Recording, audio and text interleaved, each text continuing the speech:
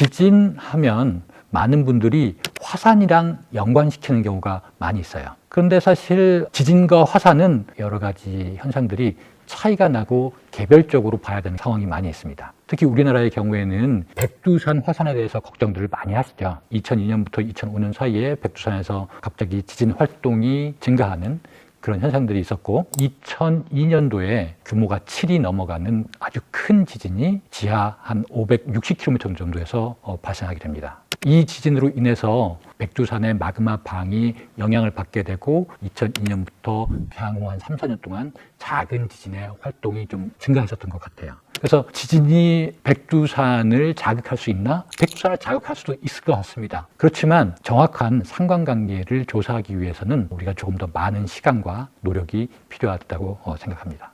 주변국과 비교해 봤을 때 지진 발생이 거의 없다고 느껴질 정도로 지진 발생 횟수나 규모가 작은 것이 사실입니다. 그렇지만 자세히 살펴보면 우리나라에서 지진이 발생하지 않는 것은 아니에요. 특히 우리나라에서도 경상북도, 경상남도를 포함한 이 영남권이라고 하는 지역에서 특히 많은 지진들이 발생하고 있습니다. 여러분들 아시는 것처럼 경주에서 발생한 지진, 그리고 포항에서 발생한 지진들이 우리 기억에 남아있는 피해를 일으킨 큰 지진들이었고요.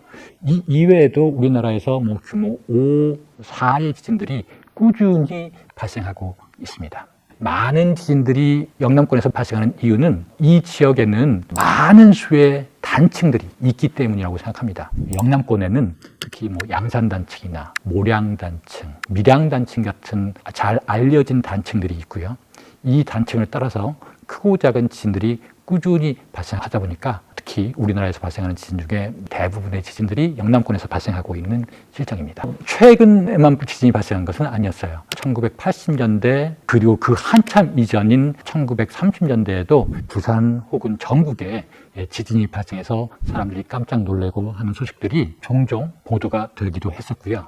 삼국사기라든가 고려사라든가 조선왕조실록 같은 역사 기록에도 지진에 대한 문헌이 남아있기도 합니다. 779년 경주에서 발생한 지진의 경우에는 사람이 약 100여 명 죽었다는 기록이 남아있기도 해서 상당히 큰 규모의 지진이 아주 오래전부터 우리나라에서 발생하고 있었구나 하는 것들을 우리가 어렵지 않게 확인을 할 수가 있습니다.